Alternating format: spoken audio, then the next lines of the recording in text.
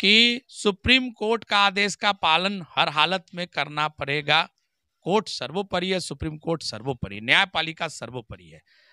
तो यह बात जानते हुए फिर पुनः जो है उसी तरह की परिस्थिति पैदा की गई है। निर्वाचन आयोग के द्वारा जो है फिर से अधिसूचना जारी कर दी। परिस्थिति हो तो उम्मीदवार को जो है राज्य निर्वाचन आयोग से और जो इसका लायबिलिटीज लेते हैं उनसे हर्जाना वसूलने की बात होनी चाहिए, हर्जाना वसूलना चाहिए। और राज्य सरकार और राज्य निर्वाचन आयोग ने पिछले बार भी जो है इसकी अवहेलना करते हुए और नॉमिनेशन भी कराया, प्रत्याशियों का चुनाव प्रचार कराया, खर्च कराया।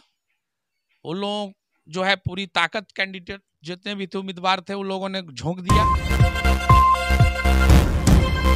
शौर्य भारत और मैं हूं आपके साथ अमित खत्री। पटना नगर निगम चुनाव की अधिसूचना जारी कर दी गई है। 18 दिसंबर को प्रथम चरण में वोटिंग होगी और 28 दिसंबर को दूसरे चरण में वोटिंग होगी। दूसरे चरण में पटना नगर निगम में चुनाव है, पर लेकिन ऐसे में असमंजस की स्थिति भी बनी हुई है, क्योंकि माननीय न्यायालय का फाइनल आदेश नहीं आया है, जजमेंट नहीं आया है, और ऐसे में राज्य निर्वाचन चुनाव आयोग ने अधिसूचना जारी कर दी गई है। अभी हम पहुंचे हैं पटना के प्रथम नागरिक बनने की चाह लिए अंजू सिन्हा के प्रतिनिधि वरीय समाजसेवी रामजी योगेश, डीएसएस के राष्ट्रीय अध्यक्ष हैं। आइए हम उनसे बात करते हैं, चर्चा करते हैं कि किस तरह से चुनाव होगा, क्या असमंजस की स्थिति है प्रत्याशियों में, उनके प्रतिनिधियों में, जनता के बीच कैसे वो जाएंगे। समय का भी अभाव है और पेच भी फंसा है, राजनीति पेच फंसे हैं। आइए हम खुद बात करते हैं। सर, सबसे पहले स्वागत है आपका। सर, बहुत बहुत धन्यवाद अमित खत्री जी।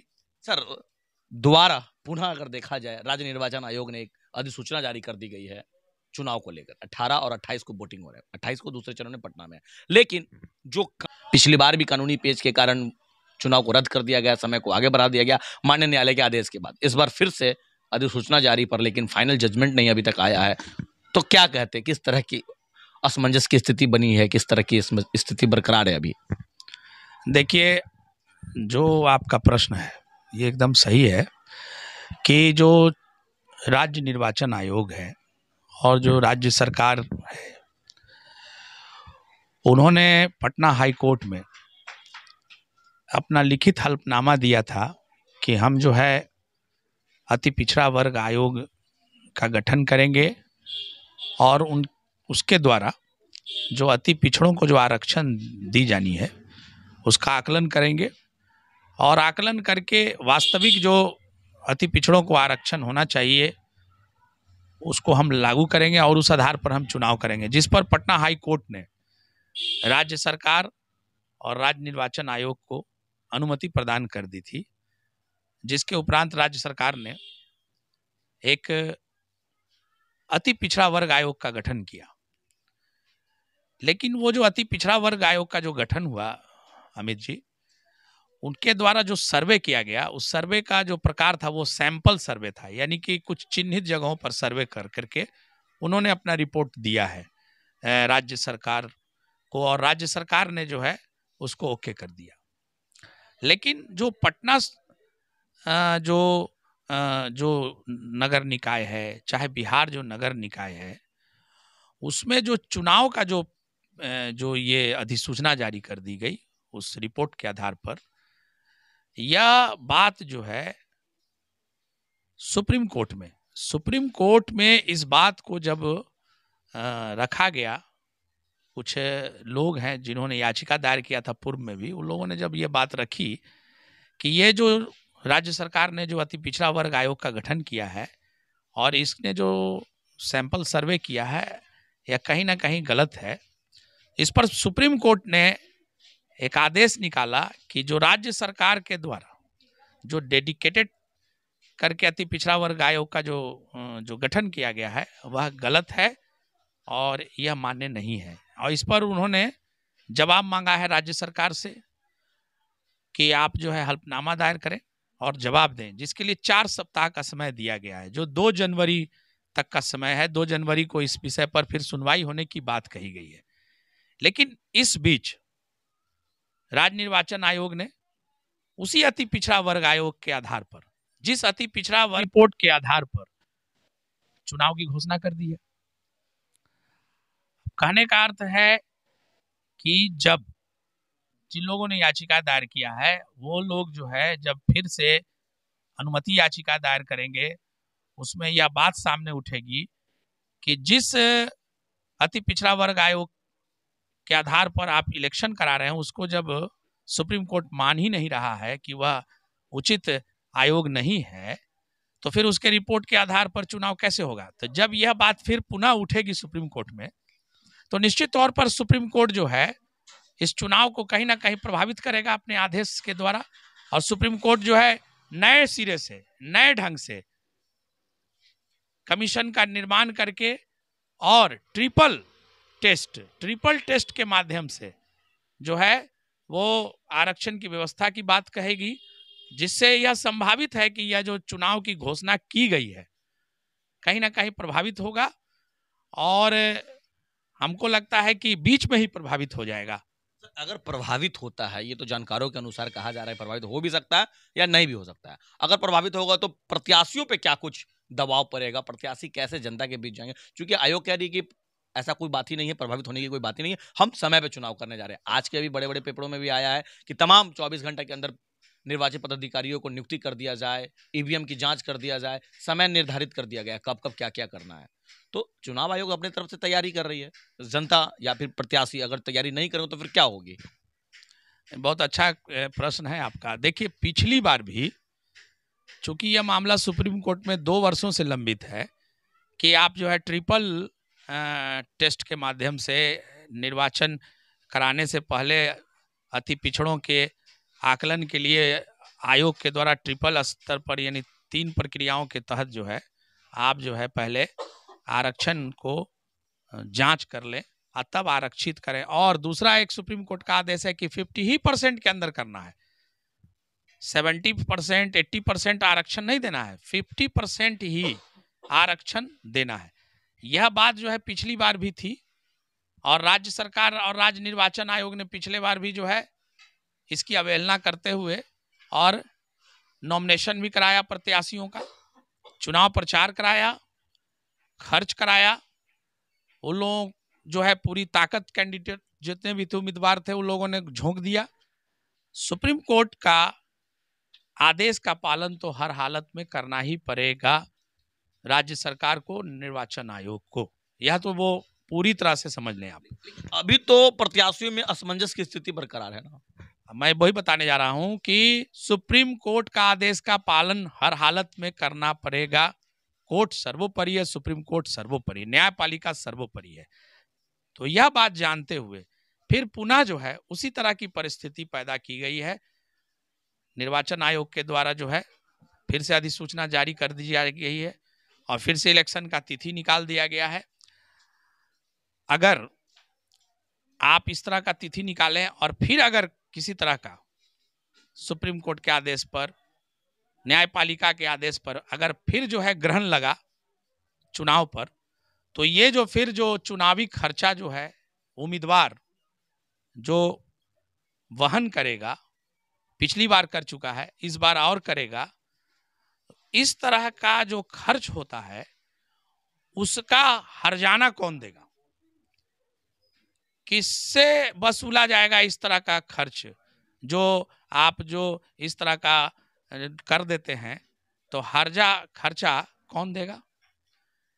उम्मीदवार जो है जो रुपया पैसा खर्च करता है उसको मानसिक रूप से भी इतनी दिक्कतें होती है, चारों तरफ घूम घूम के लोग पैसा खर्च करता है, सारी व्यवस्था देखता है, और आपके कारण जो है अगर ऐसी परिस्थिति हो जाती है चुनाव फिर रद्द हो जाता है तो फिर इसका कौन जवाबदेही लेगा।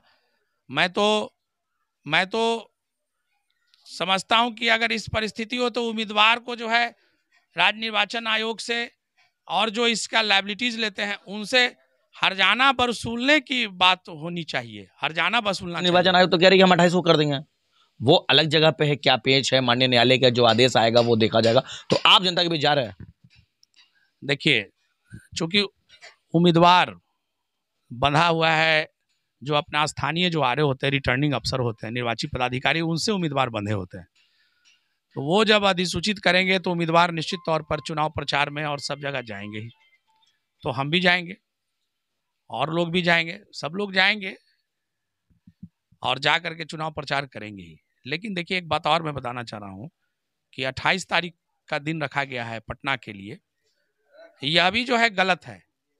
यह भी गलत है क्योंकि 28 तारीख को जो है यहाँ पटना सिटी में हमारे गुरु गोविंद सिंह जी महाराज का जो है जन्मोत्सव मनाया जाता है। एक भारी व्यवस्था होती है, सारे स्कूल जो होते हैं, सारे जो कॉलेज होते हैं, उस जगह पर यात्री ठहरते हैं, संगत ठहरती है, नगर कीर्तन का आयोजन होता है, भारी व्यवस्थाएं होती है। पूरे पटना सिटी से लेकर पटना शहर जो है उसमें अति व्यस्त होता है। प्रशासनिक व्यवस्था, विधि व्यवस्था सब प्रभावित होता है। यह जो तिथि भी रखी गई है वह भी तिथि सही नहीं है। फिर 25 तारीख को भी जो है बड़ा दिन बना माना जाता है, क्रिसमस डे होता है।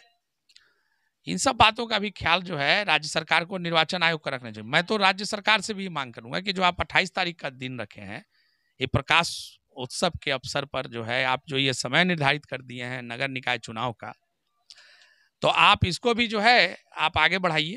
पटना का कम से कम जो आप नगर निगम का रखे हैं, प्रकाश पर्व के बाद ही इसका जो है आयोजन होना चाहिए। ये तो मैं मांग करूंगा राज्य सरकार से और निर्वाचन आयोग से। हमारे बीच पटना नगर निगम की उम्मीदवार प्रत्याशी, मेयर प्रत्याशी अंजू सिंह हमारे बीच आई है। उनसे भी हम बात करते हैं कि उनमें क्या कुछ उपापोही की स्थिति है, क्या कुछ असमंजस की स्थिति है, कैसे जनता के बीच वो जाएंगे। आइए खुद उनसे बात करते हैं। मैडम, फिर से एक बार चुनाव की अधिसूचना जारी कर दी गई है, तारीखों का निर्धारण कर दिया गया है, 28 को किस्मत का फैसला होने जा रहा है। तो ऐसे में क्या लगता है जनता के बीच आप किस तरह से जुड़ पाएंगे? समय का अभाव है, पेच भी फंसते नजर आ रहे हैं माननीय न्यायालय और राज्य निर्वाचन आयोग, राज्य सरकार के बीच में जो मामला है वो पता है। तो कैसे जनता के बीच आप जा रही हैं, किस तरह से काम करेंगे, किस तरह से लोगों के बीच जुड़ने का काम कर रही हैं? पहले तो बहुत बहुत धन्यवाद अमित जी आपको, और राम जी जोगेश ने बहुत ही विस्तार और बहुत ही अच्छी बातें कही, जो लोगों को कहीं ना कहीं ये इस पर अमल करनी पड़ेगी, आयोग को भी करनी पड़ेगी और सरकार को भी करनी पड़ेगी। जैसे कि आप देख रहे हैं कि चुनाव आयोग कहता है कि चुनाव कराएंगे, और जो हमारा संविधान है, हाई कोर्ट है, वो उस पर रोक लगाएंगे। तो कहीं ना कहीं असमंजस की स्थिति बनी हुई है। हम लोग भी जो है कि लोग के बीच जाऊं या ना जाऊं, मैं कैसे काम करूं। अगर एक बार वो बातें होती हैं कि चुनाव होगा, फिर हम लोग जोर शोर से लगते हैं और धन, मन और तन सभी चीज से मैं सक्रिय भूमिका निभाती हूँ, और कहीं ना कहीं से इसको रद्द कर दी जाती है तो बहुत ही दुखद स्थिति में हम लोग आ जाते हैं। क्योंकि मेहनत, एक महिला जब किसी चीज को ठानती है तो पूरे दिल से ठानती है आगे काम करने के लिए। और जैसा कि आप लोगों ने देखा कि पटना में पहले डेंगू का प्रकोप पूरे पटना को निगल चुका था। हर गली मोहल्ले में ऐसे लोग थे जिनको फीवर था और काफी संख्या में लोग भर्ती हुए। कहीं ना कहीं अगर वो महिला जीत के आती है, चाहे मैं हूँ चाहे कोई भी महिला हो, अगर महिला को आप चाहते हैं कि बूस्टअप हो, समाज में एक बढ़ चढ़ कर काम करे, तो इस पर सरकार और को ध्यान देना पड़ेगा कि पहले जो अति पिछड़ा का सर्वेक्षण कराना था वो पहले कराते, उसके बाद चुनाव होता। अब तो चुनाव का तारीखों का ऐलान हो गया है, तो जनता के बीच जा रही हैं अपनी उम्मीदवारी को लेकर? मुझे तो अभी भी डाउट है, क्योंकि मुझे लग रहा है कि होगा कि नहीं होगा यह भी कह पाना मुश्किल हो रहा है। और मैं अपनी महिलाओं और सहयोगियों के साथ अभी भी मैं बैठी हुई हूँ, हमारी सारी महिला मंडली आई हुई है, संपर्क अभियान चल रहा है। जी जी जी, क्योंकि कहते हैं कि अगर किसी काम को धीरे धीरे भी किया जाए तो वो लक्ष्य तक पहुंचाता है। तो हम अपनी लक्ष्य की ओर हैं, और हमारी महिला, पुरुष, युवा साथी, बुजुर्ग, जिनका आशीर्वाद मुझे पटना में काफी बढ़ चढ़ कर मिला है, उनको भी हम लोग दस्तक दे रहे हैं। और मेरा एक और खास काम रहेगा कि अंजू सिंह जनता के दरबार में जाए, जनता हमारे बीच नहीं आए। मैं जनता के दरबार में जाऊंगी, उनको समस्या का सुनूंगी, और इसी तरह हम लोग कैंपेनिंग अपना करते रहेंगे।